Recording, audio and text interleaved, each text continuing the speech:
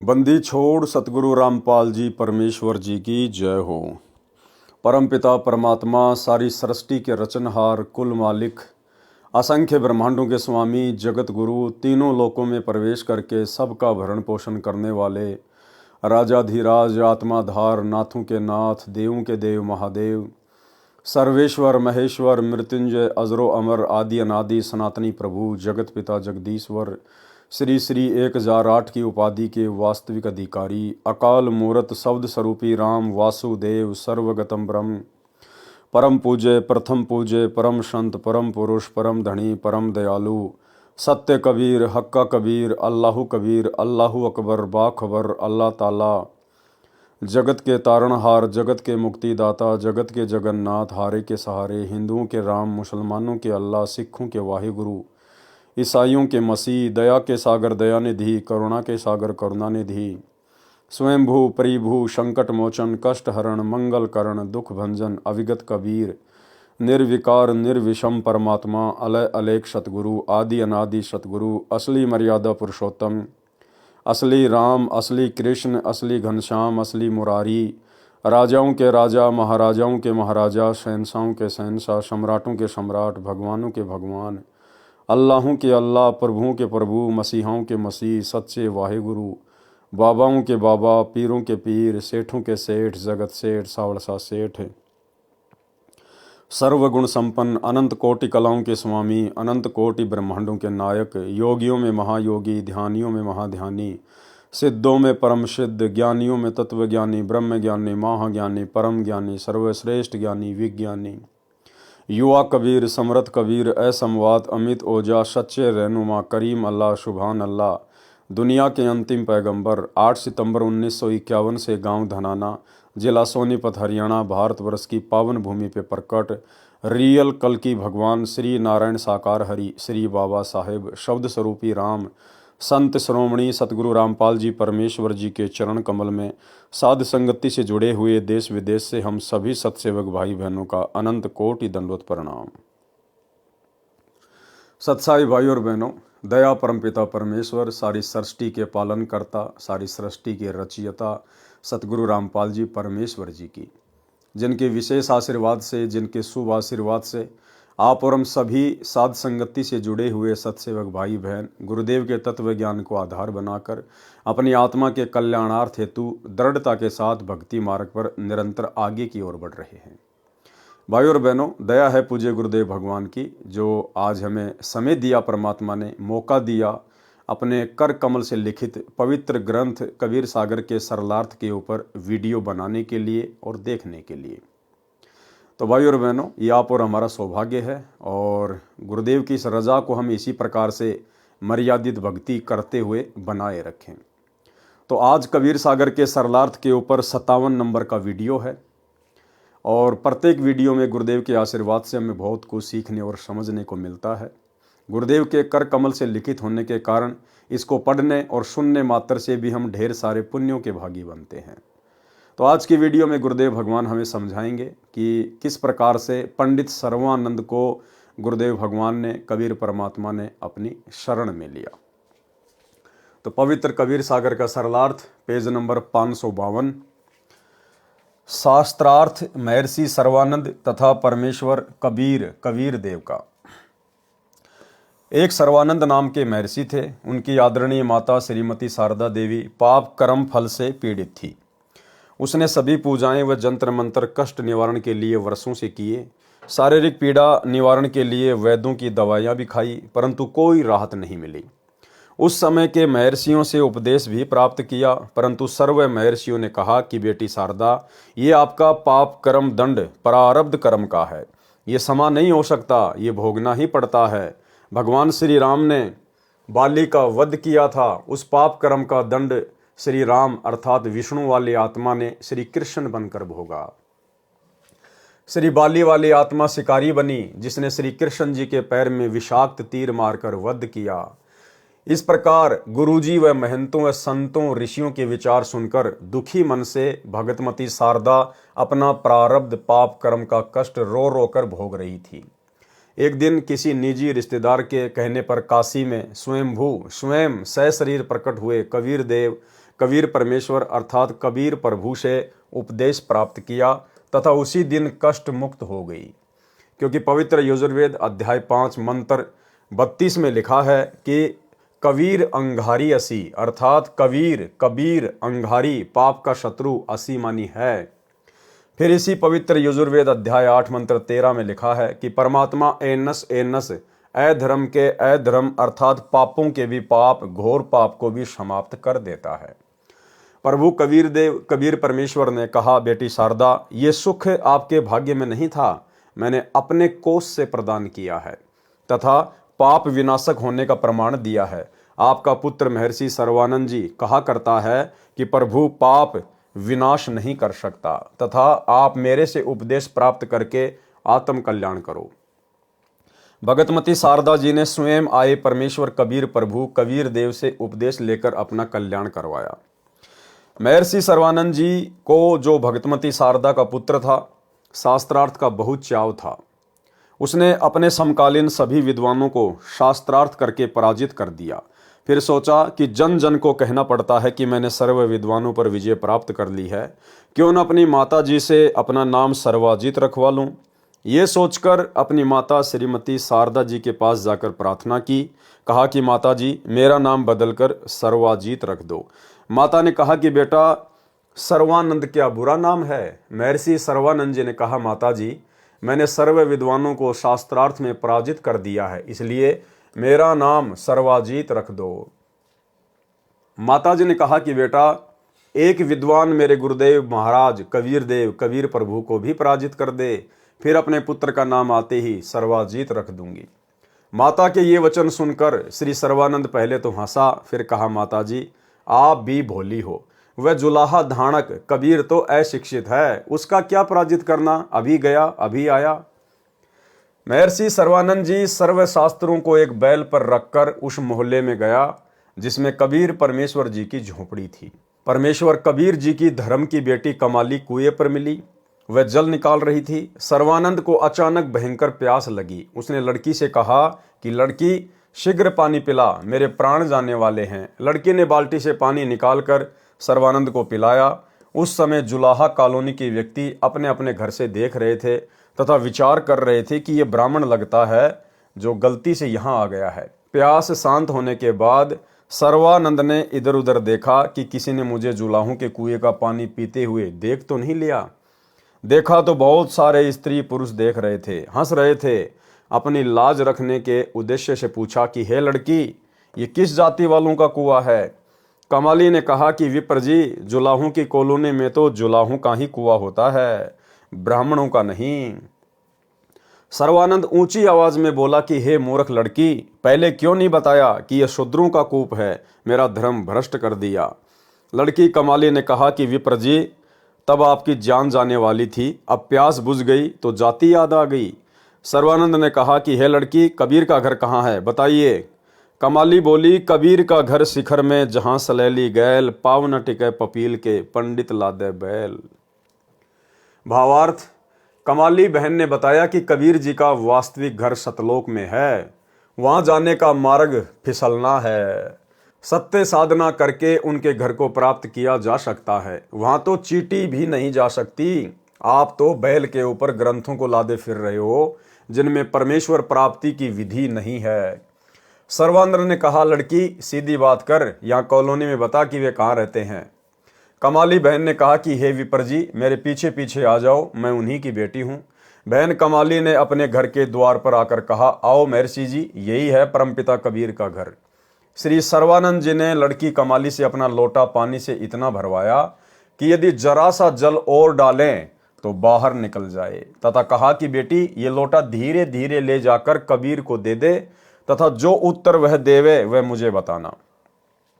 लड़की कमाली द्वारा लाए लोटे में परमेश्वर कबीर देव जी ने एक कपड़े सीने वाली बड़ी सुई डाल दी। कुछ जल लोटे से बाहर निकलकर पृथ्वी पर गिर गया तथा कहा, पुत्री, ये लोटा श्री सर्वानंद जी को लौटा दो। लोटा वापस लेकर आई लड़की कमाली ने सर्वानंद जी से पूछा कि क्या उत्तर दिया कबीर ने। कमाली ने प्रभु द्वारा सुई डालने का वृतांत सुनाया। तब महर्षि सर्वानंद जी ने परम पूज्य कबीर परमेश्वर कबीर देव से पूछा कि आपने मेरे प्रश्न का क्या उत्तर दिया। प्रभु कबीर जी ने पूछा कि क्या प्रश्न था आपका। श्री सर्वानंद महर्षि जी ने कहा, मैंने सर्व विद्वानों को शास्त्रार्थ में पराजित कर दिया है। मैंने अपनी माता जी से प्रार्थना की थी कि मेरा नाम सर्वाजीत रख दो। मेरी माता जी ने आपको पराजित करने के पश्चात मेरा नाम परिवर्तन करने को कहा है। आपके पास लोटे को पूर्ण रूपेण जल से भरकर भेजने का तात्पर्य है कि मैं ज्ञान से ऐसे परिपूर्ण हूं जैसे लोटा जल से, इसमें और जल नहीं समाएगा, वह बाहर ही गिरेगा। अर्थात मेरे साथ ज्ञान चर्चा करने से कोई लाभ नहीं होगा, आपका ज्ञान मेरे अंदर नहीं समाएगा, व्यर्थ ही थूक मत होगे, इसलिए हार लिख दो, इसी में आपका भला है। पूज्य कबीर परमेश्वर कबीर देव ने कहा कि आपके जल से परिपूर्ण लोटे में लोहे की सुई डालने का अभिप्राय है कि मेरा ज्ञान अर्थात तत्व ज्ञान इतना भारी अर्थात सत्य है कि जैसे सुई लोटे के जल को बाहर निकालती हुई नीचे जाकर रुकी है, इसी प्रकार मेरा तत्व ज्ञान आपके असत्य ज्ञान लोक वेद वाले ज्ञान को निकालकर आपके हृदय में समा जाएगा। महर्षि सर्वानंद जी ने कहा, प्रसन्न करो एक बहुचर्चित विद्वान को जुलाहू धानकों के मोहल्ले में आया देखकर आसपास के भोले भाले अशिक्षित जुलाहे शास्त्रार्थ सुनने के लिए एकत्रित हो गए। पूज्य कबीर देव जी ने प्रश्न किया, कौन ब्रह्मा का पिता है, कौन विष्णु की माँ, शंकर का दादा कौन है, सर्वानंद दे बता। उत्तर महर्षि सर्वानंद जी का, श्री ब्रह्मा जी रजोगुण है तथा श्री विष्णु जी सतगुण है तथा श्री शिव जी तमोगुण युक्त हैं। ये तीनों अजर अमर अर्थात अविनाशी हैं, सर्वेश्वर महेश्वर मृत्युंजय हैं। इनके माता पिता कोई नहीं, आप अज्ञानी हो, आपको शास्त्रों का ज्ञान नहीं है। ऐसे ही ऊट पटांग प्रश्न किया है। सर्व उपस्थित अशिक्षित श्रोताओं ने ताली बजाई तथा महर्षि सर्वानंद जी का समर्थन किया। पूज्य कबीर प्रभु कबीर देव जी ने कहा कि महर्षि जी, आप श्रीमद् देवी भागवत पुराण के 3 स्कंद तथा श्री शिव पुराण का 6 तथा 7वां रुद्र संहिता अध्याय प्रभु को साक्षी रखकर गीता जी पर हाथ रखकर पढ़ें तथा अनुवाद सुनाएं। महर्षि सर्वानंद जी ने पवित्र गीता जी पर हाथ रखकर शपथ ली कि सही सही सुनाऊंगा। पवित्र पुराणों को प्रभु कबीर देव जी के कहने के पश्चात ध्यानपूर्वक पढ़ा। श्री शिव पुराण गीता प्रेस गोरखपुर से प्रकाशित, जिसके अनुवादक हैं श्री हनुमान प्रसाद पोदार, उसमें पृष्ठ नंबर 100 से 103 पर लिखा है कि सदाशिव अर्थात काल रूपी ब्रह्म तथा प्रकृति दुर्गा के संयोग से पति पत्नी व्यवहार से सतगुण श्री विष्णु जी, रजगुण श्री ब्रह्मा जी तथा तमगुण श्री शिव जी का जन्म हुआ। यही प्रकृति दुर्गा जो अष्टंगी कहलाती है, त्रिदेव जननी, तीनों ब्रह्मा विष्णु शिव जी की माता कहलाती है। पवित्र श्री मद्देवी पुराण गीता प्रेस गोरखपुर से प्रकाशित, अनुवादक श्री हनुमान प्रसाद पोदार तथा चिमनलाल गोस्वामी, 3 स्कंद में पेज नंबर 114 से 123 में स्पष्ट वर्णन है कि भगवान विष्णु जी कह रहे हैं कि यह प्रकृति अर्थात दुर्गा हम तीनों की जननी है। मैंने इसे उस समय देखा था जब मैं छोटा सा बच्चा था। माता की स्तुति करते हुए श्री विष्णु जी ने कहा कि हे माता, मैं विष्णु ब्रह्मा तथा शिव तो नाशवान हैं, हमारा तो आविर्भाव अर्थात जन्म तथा तिरोभाव अर्थात मृत्यु होती है। आप प्रकृति देवी हो। भगवान शंकर ने कहा कि हे माता, यदि ब्रह्मा व विष्णु आपसे उत्पन्न हुए हैं तो मैं शंकर भी आप दुर्गा से ही उत्पन्न हुआ हूँ, अर्थात आप मेरी भी माता हो। महर्षि सर्वानंद जी पहले सुने सुनाए अधूरे शास्त्र विरुद्ध ज्ञान लोकवेद के आधार पर तीनों श्री ब्रह्मा श्री विष्णु तथा श्री शिव को अविनाशी व अजन्मा कहा करता था। पुराणों को पढ़ता भी था, फिर भी अज्ञानी ही था, क्योंकि ब्रह्म काल पवित्र गीता जी अध्याय 7 श्लोक 10 में कहता है कि मैं सर्व प्राणियों जो मेरे 21 ब्रह्मांड में मेरे अधीन है उनकी बुद्धि हूँ, जब चाहूँ ज्ञान प्रदान कर दूं तथा जब चाहूँ अज्ञान भर दूं। उस समय पूर्ण परमात्मा द्वारा पुराणों के अध्याय तथा पृष्ठ बताने के बाद काल ब्रह्म का दबाव हट गया तथा सर्वानंद जी को स्पष्ट ज्ञान हुआ। वास्तव में ऐसा ही लिखा है, परंतु मान हानि के भय से कहा कि मैंने सब पढ़ लिया, ऐसा कहीं नहीं लिखा है। कबीर परमेश्वर से कहा, तू झूठा है, तू क्या जाने शास्त्रों के विषय में, हम प्रतिदिन पढ़ते हैं। फिर क्या था, सर्वानंद जी ने धारा प्रवाहित संस्कृत बोलना प्रारंभ कर दिया। 20 मिनट तक कंठस्थ की हुई कोई और ही वेदवाणी बोलता रहा, पुराण नहीं सुनाया। सर्व उपस्थित भोले भाले श्रोतागण जो संस्कृत भाषा को समझ भी नहीं रहे थे, प्रभावित होकर सर्वानंद महर्षि जी के समर्थन में वाह वाह महाज्ञानी कहने लगे। भावार्थ है कि परमेश्वर कबीर देव जी को पराजित कर दिया तथा महर्षि सर्वानंद जी को विजयी घोषित कर दिया। परम पूज्य कबीर परमेश्वर कबीर देव जी ने कहा कि सर्वानंद जी, आपने पवित्र गीता जी की कसम खाई थी, वह भी भूल गए। जब आप सामने लिखी शास्त्रों की सच्चाई को भी नहीं मान रहे हो, सोए हुए व्यक्ति को जगाया जा सकता है, जो जानबूझकर सोने का बहाना कर रहा हो उसे जगाया नहीं जा सकता। कबीर जानबूझ सांची तजय करे झूठे से ने, ताकि संगत है प्रभु शौपन में भी ना दे। इसलिए हे सर्वानंद, मैं हारा तुम जीते। एक जमींदार का पुत्र 7वीं कक्षा में पढ़ता था। उसने कुछ अंग्रेजी भाषा को जान लिया था। एक दिन दोनों पिता पुत्र खेतों में बैलगाड़ी लेकर जा रहे थे। सामने से एक अंग्रेज कार लेकर आ गया।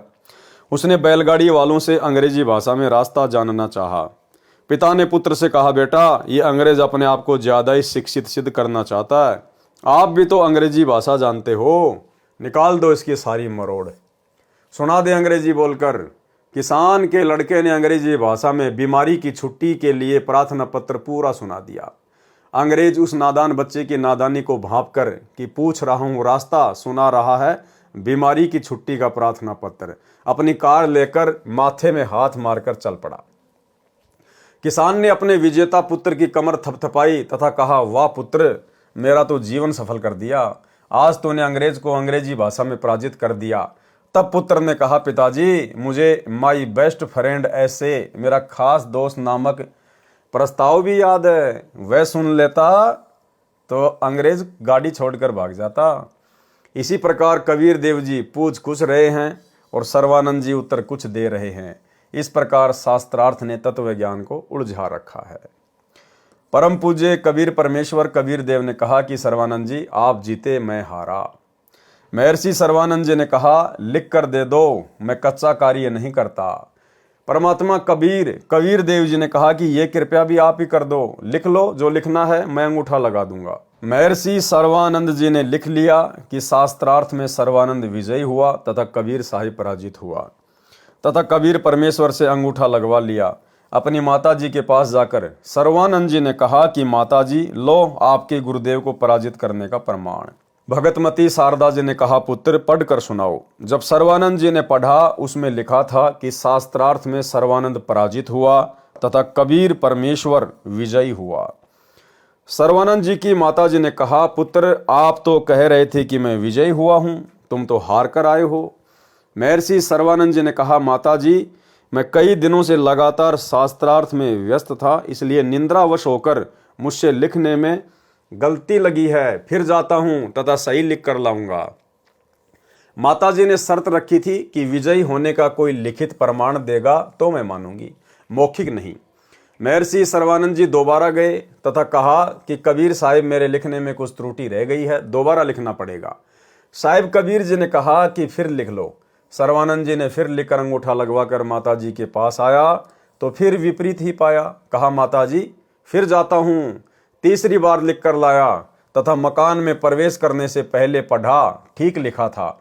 सर्वानंद जी ने उस लेख से दृष्टि नहीं हटाई तथा चलकर अपने मकान में प्रवेश करता हुआ कहने लगा कि माताजी सुनाऊं। ये कहकर पढ़ने लगा तो उसकी आंखों के सामने अक्षर बदल गए।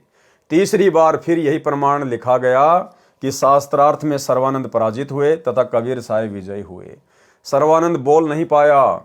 तब माता जी ने कहा, पुत्र, बोलता क्यों नहीं, पढ़कर सुना क्या लिखा है। माता जानती थी कि नादान पुत्र पहाड़ से टकराने जा रहा है।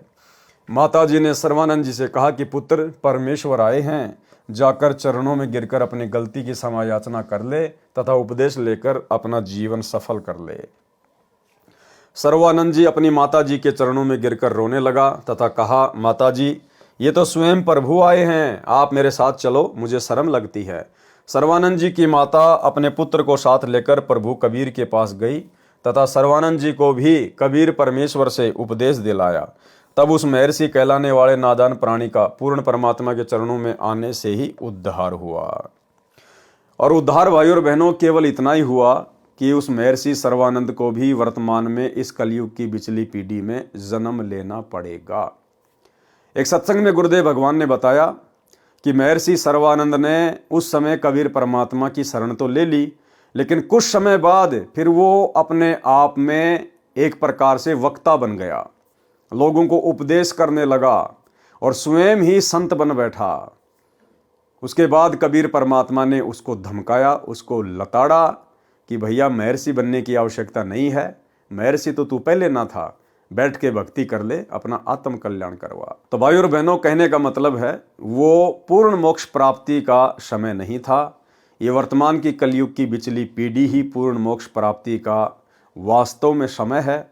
और अब हमने उन तमाम गलतियों को नहीं दोहराना है जो गलतियां हम आज से पहले अपनी नादानी के चलते करते आए हैं। पूर्ण ब्रह्म कबीर परमेश्वर ने कहा, सर्वानंद आपने अक्षर ज्ञान के आधार पर भी शास्त्रों को नहीं समझा, क्योंकि मेरी शरण में आए बिना ब्रह्म काल किसी की बुद्धि को पूर्ण विकसित नहीं होने देता। अब फिर पढ़ो इन्हीं पवित्र वेदों में पवित्र गीता जी तथा पवित्र पुराणों को। अब आप ब्राह्मण हो गए हो, ब्राह्मण सोई ब्रह्म पहचाने, विद्वान वही है जो पूर्ण परमात्मा को पहचान कर अपना कल्याण करवाए। विशेष आज सन 2013 से लगभग 608 वर्ष पूर्व यही पवित्र वेदों, पवित्र गीता जी व पवित्र पुराणों में लिखा ज्ञान कबीर परमेश्वर कबीर देव जी ने अपनी साधारण वाणी में भी दिया था। जब वे 5 वर्ष के हुए उसी समय अमृत ज्ञान कहना शुरू कर दिया था। जब कबीर परमात्मा 5 वर्ष के हुए उसी समय से उन्होंने अपने ज्ञान को आम समाज में बताना शुरू कर दिया था। आज भी भाई और बहनों वही बात है, वही कबीर परमात्मा धरती पे प्रकट है, तो लीलाएं भी कुछ कुछ वैसी ही होंगी। आज भी सतगुरु रामपाल जी परमेश्वर जी ने 5 वर्ष की आयु से ही इस ज्ञान का डंका पीटना समाज में शुरू कर दिया था।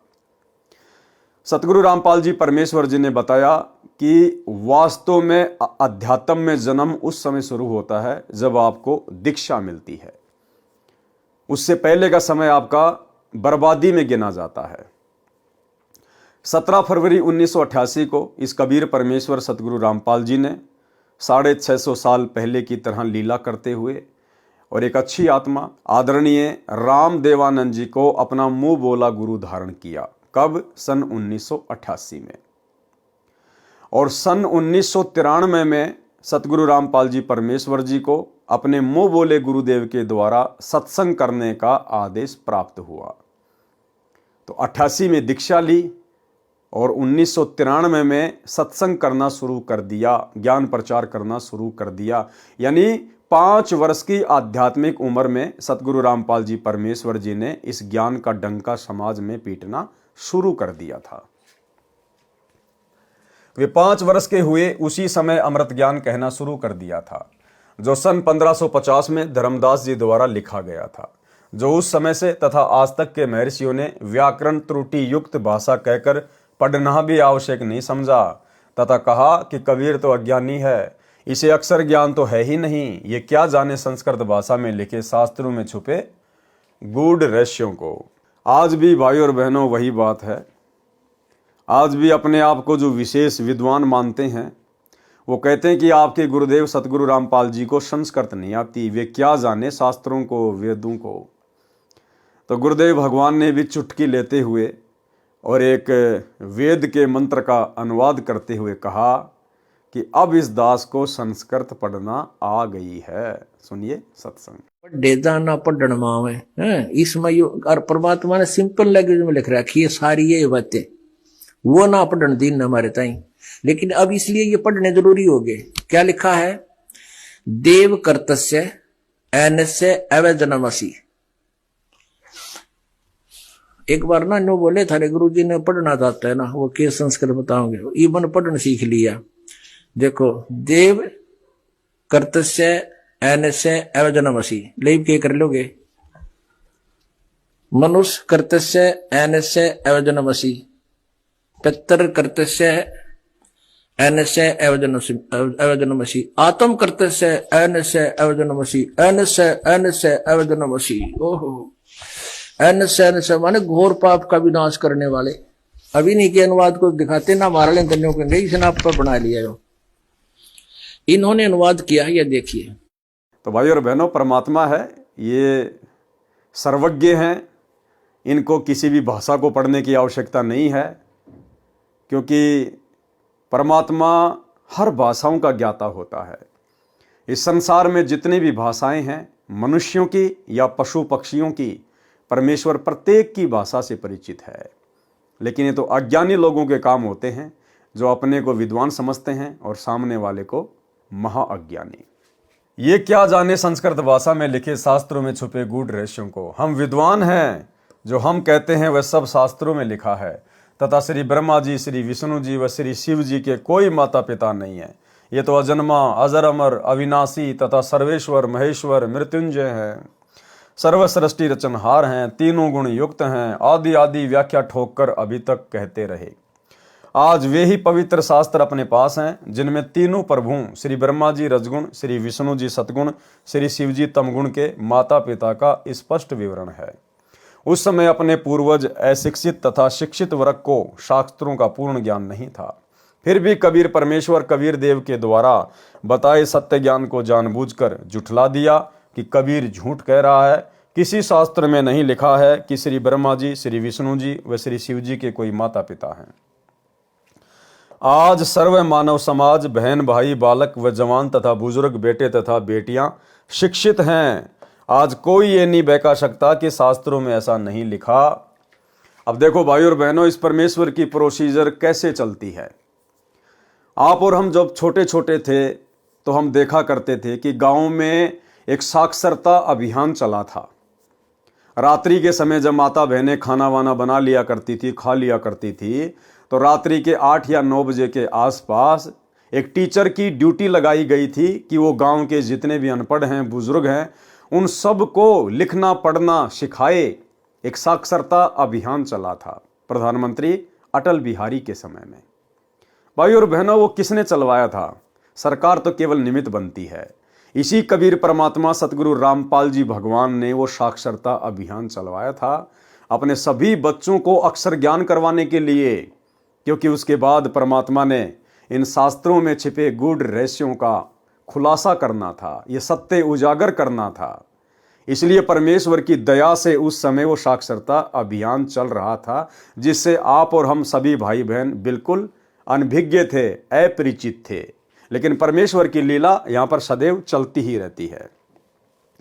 जैसा कबीर परमेश्वर कबीर देव साहिब की अमृतवाणी में लिखा है कि अमृतवाणी पूज्य कबीर परमेश्वर कबीर देव जी की, धर्मदास ये जग बोराना, कोई न जाने पद निर्वाणा, यही कारण मैं कथा पसारा, जग से कईयो एक राम नियारा।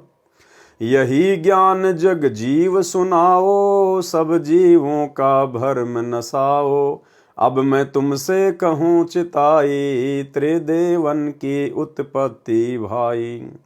कुछ संक्षेप कहूँ गहुराई, सब संशय तुमरे मिट जाई, भरम गए जग वेद पुराना, आदि राम का भेद न जाना।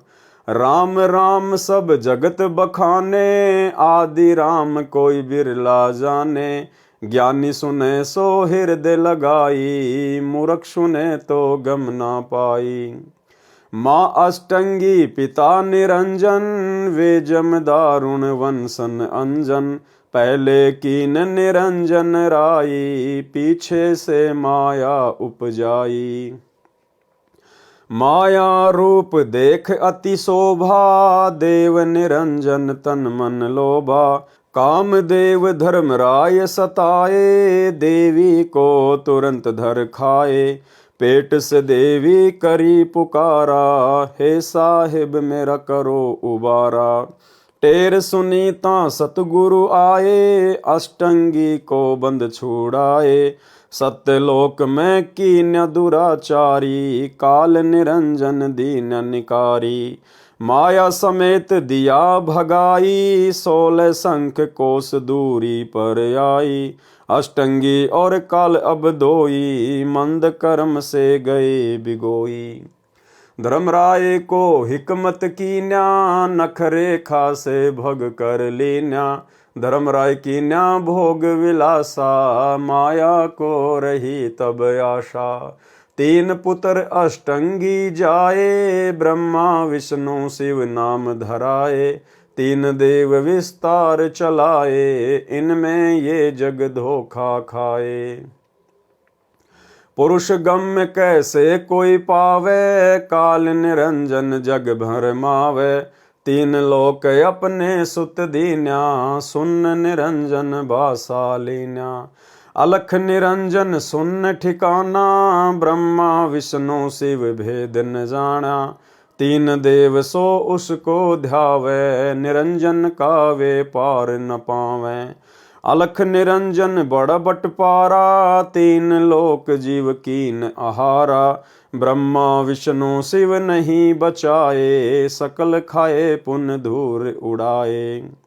तिनके सुत हैं तीनों देवा, आंदर जीव करत हैं सेवा। अकाल पुरुष काहू नहीं चीन्या, काल पाए सब ही गहलीन्या। ब्रह्म काल सकल जग जाने, आदि ब्रह्म को ना पहचाने। तीनों देव और अवतारा, ताको भजे सकल संसारा। तीनों गुण का ये विस्तारा, धर्मदास मैं कहूँ पुकारा। गुण तीनों की भक्ति में, भूल पर्यो संसार। कहें कबीर निज नाम बिना, कैसे उतरे पार। इसके पश्चात महर्षि सर्वानंद जी ने चारों वेदों को तत्व ज्ञान के आधार से समझा, वास्तविकता से परिचित स्वयं हुआ तथा अन्य को भी समझाया। श्री नानक देव जी सिख धर्म के प्रवर्तक को शरण में लेना। पाठकों से निवेदन है कि श्री नानक जी को शरण में लेने का प्रकरण इसी पुस्तक में शवशम वेद बोध में पृष्ठ 398 पर पढ़ें तथा गोरखनाथ से गोष्ठी इसी पुस्तक के पृष्ठ 444 पर पढ़ें, जिसके ऊपर भाई और बहनों पहले वीडियो बन चुके हैं। भैंसे से वेद मंत्र बुलवाना। स्वामी रामानंद जी ने पृथ्वी पर प्रकट कबीर परमेश्वर जी को पहचान लिया था, परंतु परमात्मा के आदेश अनुसार वे ये गुप्त रखे थे तथा कबीर परमात्मा जी के गुरु भी उन्हीं के आग्रह से बने थे। स्वामी रामानंद जी जहाँ भी किसी सत्संग समागम में जाते थे तो कबीर जी को अवश्य साथ लेकर जाते थे। एक समय एक तोताद्री नाम के स्थान पर सत्संग था। दूर दूर के ब्राह्मण विद्वान निमंत्रण पर पहुँचे। स्वामी रामानंद जी भी परमेश्वर कबीर जी के साथ उस सत्संग में शामिल हुए। सत्संग में एक ब्राह्मण जो वहाँ का प्रमुख मंडलेश्वर था, जो समागम कर रहा था, वह प्रवचन कर रहा था कि भगवान रामचंद्र जी ने शूद्र भीलनी के झूठे बेर खाए, तनिक भी संकोच नहीं किया। ऐसे ही साधु संतों की समदृष्टि होनी चाहिए। सत्संग के पश्चात भोजन भंडारा शुरू हुआ। प्रमुख पांडे को पता चला कि स्वामी रामानंद जी के साथ कबीर जुलाहा शूद्र आया है। वह रामानंद ब्राह्मण के साथ हम ब्राह्मणों वाले भोजनालय में भोजन करने साथ आएगा। यदि मना करेंगे तो रामानंद जी नाराज हो जाएंगे। इसलिए युक्ति से काम लिया। कहा कि जो ब्राह्मणों वाले भंडारे में भोजन करने आएगा उसे वेद के 4 मंत्र सुनाने पर ही प्रवेश मिलेगा। सर्व ब्राह्मण 4 वेद मंत्र सुनाकर प्रवेश पा रहे थे। जब परमेश्वर कबीर जी की बारी आई तो उनसे भी कहा कि 4 वेद मंत्र सुनाओ।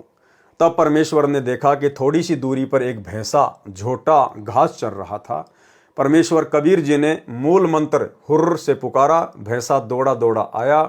तब कबीर जी ने उस भैंसे की कमर पर थपकी हाथ से लगाई और कहा कि भैंसा जी, इन पंडितों को वेद के 4 मंत्र सुना दे। भैंसे ने 6 मंत्र सुना दिए। भैंसे ने यजुर्वेद अध्याय 5 मंत्र 32, अध्याय 9 मंत्र 25, ऋग्वेद मंडल 9 सूक्त 86 मंत्र 26, ऋग्वेद मंडल 9 सूक्त 96 मंत्र 17, ऋग्वेद मंडल 9 सूक्त 94 1 तथा सूक्त 95 का मंत्र 2 सुना दिया। परमेश्वर कबीर जी ने भैंसे से कहा कि भैंसाराम, पंडितों को इन सर्व वेद मंत्रों का अनुवाद भी करके सुना दे। इनको वेदों के मंत्रों का अनुवाद भी ठीक से ज्ञात नहीं है। झोटा राम ने अनुवाद सुनाया। गीता अध्याय 18 श्लोक 62 में जिस परमात्मा की शरण में गीता ज्ञान दाता ने जाने के लिए कहा है, इन वेद मंत्रों में उसी का नाम यहाँ पर स्पष्ट किया है, जो परम शांतिदायक है, अंगारी, सर्व पापों का शत्रु अर्थात पापनाशक है। वह कबीर बम्बारी, बंधनों का शत्रु अर्थात कर्म बंधन को नाश करने वाला बंदी छोड़ है। भावार्थ, वह पाप नाश करने वाला बंदी छोड़ कबीर है। वह पूर्ण परमात्मा अपने तेजोमय स्वरूप को सरल करके अपने सत्य लोक से चलकर आता है, अच्छी आत्माओं को मिलता है, अपने मुख कमल से यथार्थ भक्ति का ज्ञान करवाता है। वह कवियों की तरह आचरण करता हुआ पृथ्वी पर भी विचरण करता है, भक्ति के गुप्त मंत्र भी वही बताता है। वह परमेश्वर मेरे और आपके पास यह कबीर जुलाहा धानक खड़ा है। परमेश्वर कबीर जी ने कहा, हे विद्वान भैंसा, आप ब्राह्मणों वाले लंगर में भोजन प्रसाद खाएं, मैं तो सामान्य भंडारे में प्रसाद ग्रहण कर लूंगा। उपस्थित पंडित शर्म से पानी पानी हो गए और क्षमा मांगी। परमेश्वर कबीर जी ने कहा, हे विद्वानों, आप सत्संग में क्या प्रवचन कर रहे थे कि श्री राम जी ने सबरी, भीलनी, शूद्र के जूठे बेर रुचि रुचि खाए थे, तनिक भी भेदभाव नहीं किया, और आप स्वयं भेदभाव कर रहे हो। कबीर करनी तज कथनी कथ है, अज्ञानी दिन रात कुकर जूं भोकत फिरे, सुनी सुनाई बात। वेदों के मंत्र तो ब्राह्मणों को भी कंठस्थ थे, परंतु अनुवाद का ज्ञान नहीं था। उसी समय सर्व विद्वान व परमात्मा चाहने वाले ब्राह्मणों ने कबीर परमेश्वर जी से दीक्षा ली। इस प्रकार परमेश्वर कबीर जी ने अपनी प्रिय आत्माओं को काल के जाल से निकालकर अपनी शरण में लिया। उस सत्संग में उपस्थित हजारों की संख्या में अन्य श्रोताओं ने भी ये लीला देखी और दीक्षा प्राप्त करके अपना जीवन धन्य किया। कबीर चरित्र बोध, पेज नंबर 1862-1863 पर। यहां पर 4 गुरुओं का वृत्तांत तोड़ मरोड़ कर गलत किया है। यथार्थ ज्ञान पढ़ें इसी पुस्तक में पृष्ठ 317 पर, तथा कबीर सागर में ज्ञान बोध पृष्ठ 35-881 पर, तथा अनुराग सागर में पृष्ठ 104, 222, 105, 223 तथा 113, 231 पर। कबीर चरित्र बोध पृष्ठ 1863 पर। धर्मदास के 42 वंश का वृत्तांत वर्णन। इस पृष्ठ पर धर्मदास जी के 42 वंश की जानकारी बताई है। इसमें लिखा है कि कबीर जी ने आदेश दिया था कि प्रत्येक गद्दी वाला महंत 25 वर्ष और 20 दिवसों तक गद्दी पर बैठा करे, इससे अधिक या कम कोई न रहे। विचार करें, यदि धर्मदास जी के वंश गद्दी वाले महंत अपनी मर्यादा पर रहते तो ये नियम चलता जो परमेश्वर कबीर जी का आदेश है। परमेश्वर कबीर जी ने स्पष्ट कर दिया था कि धर्मदास तेरी छठी पीढ़ी वालों को टकसारी पंथ वाला भ्रमित करेगा, उसके पश्चात तेरी वंश गद्दी से यथार्थ भक्ति लुप्त हो जाएगी। 4 गुरु की कथा प्रसंग उर्दू शेर। यह शेर नकली तथा बनावटी है। इसे सिद्ध करने की कुचेष्टा की गई है कि 4 गुरु कबीर जी ने स्थापित किए थे और अब तक केवल धर्मदास जी प्रकट हुए हैं। यह प्रकरण पृष्ठ 1862-1863 पर लिखा है, वह गलत है। उसी के समर्थन में यह नकली शेर बनाया है, जबकि यथार्थ ज्ञान अनुराग सागर पृष्ठ 104, 222, 105, 223, 113, 231 तथा ज्ञान बोध पृष्ठ 35, 881 तथा गुरु महात्म्य पृष्ठ 1896 पर है। अनुराग सागर पृष्ठ पर स्पष्ट किया है कि कबीर परमेश्वर जी ने बताया है कि प्रथम राय बंके जी को चेताया। यही प्रमाण गुरु महात्म्य में पृष्ठ 1896 पर है कि कबीर जी ने बताया कि मैं सतयुग में सत सुकृत नाम से संसार में प्रकट हुआ था। उस समय श्रीनगर के राजा वंकेज को मिला था। उसकी 17 स्त्रियों तथा 50 पुत्रों ने तथा राजा वंकेज ने दीक्षा ली थी। ज्ञान बोध पृष्ठ 35, 881 पर भी लिखा है, जो लिखने में गड़बड़ी है। परंतु यह बात स्पष्ट है कि धर्मदास चौथा गुरु है, प्रथम नहीं, जैसा कि कबीर चरित्र बोध पृष्ठ 1862-1863 पर गलत लिखा है। प्रथम धर्मदास और उसके 42 वंश को मोक्ष देने का अधिकारी बनाया है। इसके पश्चात 3 गुरु, दूसरे चतुर्भुज, तीसरे राजा वंकेजी, चौथे सहतेजी। ये गलत है। ज्ञान बोध पृष्ठ 35, 881 पर इस प्रकार लिखा है, सतयुग शिष्य सहतेजी कहाए, द्वापर चतुर्भुज नाम सुनाए, त्रेता शिष्य वंकेजी भाई, कलयुग धर्मदास गोसाई। अनुराग सागर पृष्ठ 104, 222, 105, 223 पर लिखा है कि कबीर वचन राय वंकेजी। प्रथम गुरु राय वंकेजी नाम ते आही, दीने उसार शब्द पुनिताही, कीन्यो ताही जीवन कड़िहारा, सो जीवन का करे उबारा। नंबर 2 सहतेजी। झिलमिल दीप तहां चले आए, सहतेजी एक संत चिताए, ताहू को कड़िहारी दीन्या, जब उन मोकों निज कर चीन्या। नंबर 3 चतुर्भुज। तहां ते चली आए धर्मदासा, राय चतुर्भुज जहां बासा, ताहू कह कड़िहारी दीन्या, चतुर्भुज शब्द हेत कर लीन्या। छंद चतुर्भुज वंकेज और सहतेज तुम चौथे सही, चारी कड़िहार जीव के गिरा निश्चल हम कही। अनुराग सागर पृष्ठ 113 231 पर फिर एक दोहे में स्पष्ट किया, चतुर्भुज वंकेज सहतेज और चौथे तुम अहो, चार कड़िहार जग के बचन ये निश्चय गहो। उपरोक्त प्रकरणों में लिखने वालों ने गड़बड़ी की है। जैसे ज्ञान बोध पृष्ठ 35 881 पर तो सतयुग में सहतेजी बताया है, अनुराग सागर में राय वंकेजी, तो गुरु महात्म में पृष्ठ 1896 पर स्पष्ट किया है कि सतयुग में राय यानी राजा वंकेज को शरण में लिया। अनुराग सागर पृष्ठ 104 222 पर भी प्रथम राय वंकेज ही प्रथम लिखा है, इसलिए प्रथम राय वंकेज जो सतयुग में प्रकट हो चुका है, दूसरा त्रेता में सहतेजी दूसरा प्रकट हो चुका है, द्वापर में चतुर्भुज प्रकट हो चुका है, कलयुग में धर्मदास जी प्रकट हो चुका है। और धर्मदास की छठी गद्दी यानी पीडी वाले ने सत्य साधना छोड़ दी। उसके पश्चात धर्मदास जी की 14वीं गद्दी चल रही है, जिस पर श्री प्रकाश मुनि नाम साहिब विराजमान है, जो वही दीक्षा दे रहे हैं जो टकसारी पंथ वालों ने धर्मदास जी की छठी पीढ़ी वालों को गलत साधना तथा आरती चौका बताया था।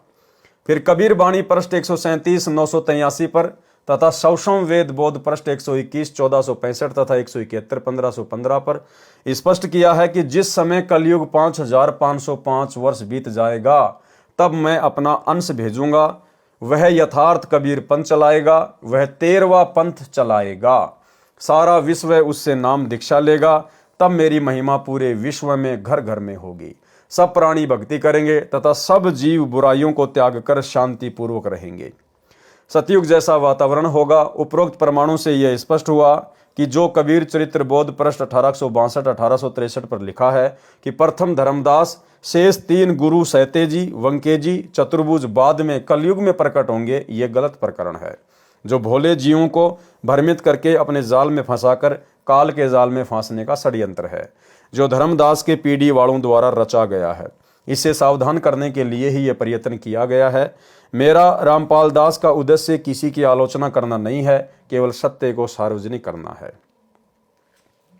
जिससे अनमोल मानव शरीर नष्ट होने से बच सके। कबीर चरित्र बोध पृष्ठ 1865 1866 पर उर्दू शेर है, उसमें धर्मदास जी के वंश गद्दी वालों के नाम लिखे हैं। उनसे उन गद्दी वालों के नाम मेल नहीं करते जो वास्तव में गद्दी नसीन अब तक हो चुके हैं। जैसे दामाखेड़ा गद्दी पर वास्तव में 13वें गुरु ग्रंथ मुनि नाम साहिब हुए हैं। 12वीं गद्दी वाला गद्दी लेकर खरसिया नगर बिहार में भाग गया था। ग्रंथ मुनि जी का तो जन्म भी नहीं हुआ था।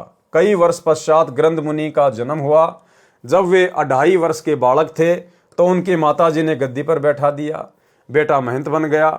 उनका पुत्र श्री प्रकाश मुनि नाम साहिब 14वां गुरु है, जो वर्तमान में दामाखेड़ा छत्तीसगढ़ में गद्दी नशीन है। वर्तमान सन 2013 तक खरसिया गद्दी वाले भी दावा करते हैं कि हमारी गद्दी असली है। उसकी एक शाखा काशी नगरी में लहर तारा तालाब पर आश्रम बनाकर खोल रखी है। वे भी वही नाम रटते आ रहे हैं जो कबीर सागर में सुमरन बोध पृष्ठ 22 पर लिखे हैं।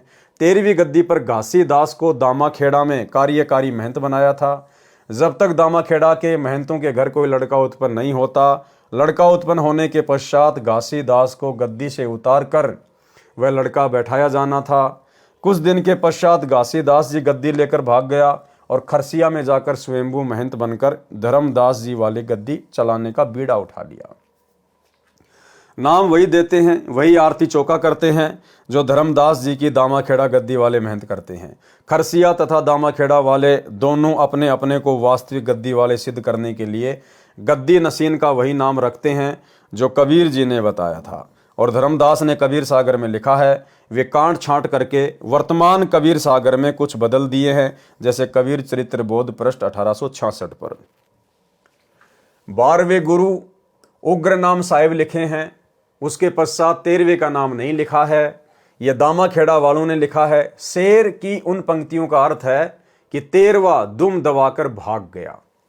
14वां लिखा है करुणामय साहिब, फिर 15वें का कोई नाम नहीं, फिर 16वां उदित नाम साहिब लिखा है, 17वां मुकुंद नाम साहिब लिखा है, 18वां अर्धनाम साहब लिखा है। ये नाम खरसिया वालों में सही प्रचलित हैं। वे क्या षड्यंत्र करते हैं? जैसे वर्तमान सन 2013 में अर्धनाम साहब लहर तारा ताला पर खरसिया वालों की शाखा की गद्दी पर बैठा है। उसका वास्तविक नाम विजय शास्त्री था। जब मुकुंद मुनि का देहांत हुआ तो विजय शास्त्री जी को गद्दी पर बैठाकर कबीर ग्रंथ से नाम देकर अर्धनाम साहब बना दिया। अब उनको अर्धनाम साहब के नाम से जाना जाता है। ये सब ड्रामेबाजी है। वास्तविक ज्ञान तथा भक्ति विधि से अपरिचित हैं। यथार्थ ज्ञान तथा सत्य भक्ति साधना जो कबीर परमेश्वर जी ने बताई है वह मेरे रामपाल दास के पास है। कबीर चरित्र बोध पृष्ठ 1867 पर अंतिम गुरु यानी 42वीं पीढ़ी वालों का नाम मुक्तामणि साहब लिखा है और कहा है कि यह सतपुरुष का नायब यानी छोटा रूप होगा। यह भी लिखा है कि जब तक धर्मदास के 42 पीढ़ी वालों की गद्दी चलेगी तब तक कबीर जी का पृथ्वी पर आने का कोई काम नहीं है। विचार करें पाठक जन, ये कितना झूठ लिखा है। उसके पश्चात यानी विक्रमी संवत 1575-1518 में कबीर जी के सतलोक जाने के पश्चात कबीर जी विक्रमी संवत 1784 यानी 1727 में संत गरीबदास जी गांव छुडानी जिला झज्जर प्रांत हरियाणा को मिले तथा संत दादू साहिब जी को मिले, संत मलुक दास जी से मिले, संत घीसा दास जी गांव खेकड़ा जिला बागपत प्रांत उत्तर प्रदेश को मिले। इससे यह कहना भी गलत है कि जब तक धर्मदास जी के वंश यानी 42 पीढ़ी संसार में चलेगी कबीर परमेश्वर पृथ्वी पर उद्धार करने नहीं आएंगे। परमेश्वर कबीर जी ने कबीर बानी कबीर सागर में पृष्ठ 137-983 पर कहा है कि 12वें गरीबदास गांव छुड़ाने वाले के पंथ में हम ही चलकर आएंगे और सब पंथ मिटाकर एक 13वां पंथ चलाएंगे। और 17 फरवरी 1988 को एक अच्छी आत्मा आदरणीय राम देवानंद जी को अपना मुंह बोला गुरु धारण करके वही कबीर परमेश्वर गरीबदास जी के 12वें पंथ में प्रवेश कर चुके थे और सन 1994 में इन्होंने नाम दीक्षा देना शुरू करके अपने यथार्थ 13वें कबीर पंथ की शुरुआत भी कर दी है। यह मेरा वचन उस समय सत्य होगा जब कलयुग 5505 वर्ष बीत जाएगा। सन 1997 में कलयुग 5505 वर्ष पूरा हो चुका है। उपरोक्त परमाणु से दामाखेड़ा वालों का यह कहना गलत सिद्ध हुआ कि जब तक धर्मदास जी के 42 पीढ़ी नाम नाद करेगी तो कबीर जी संसार में नहीं आएंगे। अन्य गलत प्रचार कबीर चरित्र बोध पृष्ठ 1834-1835 पर लिखा है कि बादशाह सिकंदर ने 13 गाड़ी खाली पुस्तक कबीर जी के पास लाकर कहा कि 2.5 दिन में लिख दे तो मानूंगा कि यह परम संत तथा सिद्ध है। कबीर जी ने उनके ऊपर अपनी लाठी घुमा दी तथा कहा कि ले जाओ, लिख दी है। उनमें पूर्ण विवरण था, मुसलमान धर्म का, हिंदू धर्म का तथा अन्य आध्यात्मिक संपूर्ण ज्ञान लिखा गया था। बादशाह ने काजियों मुल्लाओं के दबाव में उनको दिल्ली में आदर के साथ पृथ्वी में दबवा दिया। कबीर ग्रंथ में लिखा है कि जब मुक्तामणि साहिब का समय आएगा और उसका झंडा दिल्ली में गड़ेगा तब वे पुस्तकें पृथ्वी से बहिर्गत बाहर निकाली जाएंगी। सो मुक्तामणि साहब का अवतार वंश धर्मदास के वंश की 13वीं पीढ़ी में होगा। तब वंश गुरु गद्दी दिल्ली में स्थिर होगी। विचार करें, बुद्धिमान मानव कबीर चरित्र बोध पृष्ठ 1867 पर लिखा है कि और भाइयों और बहनों, अब जब सतगुरु रामपाल जी परमेश्वर जी का झंडा दिल्ली में गड़ेगा, क्योंकि यह है वास्तविक 13वें कबीर पंथ के संचालक कबीर देव स्वयं सत्य पुरुष, उस समय वो जितनी भी पुस्तकें जो उस मुसलमान राजा ने जमीन में सह सम्मान दबवा दी थी सतगुरु रामपाल जी परमेश्वर जी के सानिध्य में, वो सारी पुस्तकें बाहर निकलवाई जाएंगी। 42 पीढ़ी में मुक्तामणि साहब है, आखिर जामा पुरुष नायब है। भावार्थ, मुक्तामणि जी धर्मदास जी की अंतिम 42वीं पीढ़ी में जन्म लेगा। कबीर चरित्र बोध पृष्ठ 1835 पर लिखा है कि मुक्तामणि जी धर्मदास जी की 13वीं पीढ़ी में जन्म लेगा। उस समय उनका झंडा दिल्ली में गड़ेगा। प्रिय पाठकों, धर्मदास जी की 13वीं पीढ़ी में श्री ग्रंथ मुनि साहब जन्मे थे जो 2.5 वर्ष की आयु में माता ने गद्दी पर बैठा दिया था। उनकी तो मृत्यु को लगभग 12-13 वर्ष हो चुके हैं, यानी 2012 में ही उनकी मृत्यु को 12-13 वर्ष हो चुके थे। उनके स्थान पर 13वें गुरु श्री प्रकाश मुनि जी वंश गद्दी पर विराजमान है। आज तक यानी 2013 तक तो धर्मदास जी की वंश गद्दी वालों का झंडा दिल्ली में गड़ा नहीं है।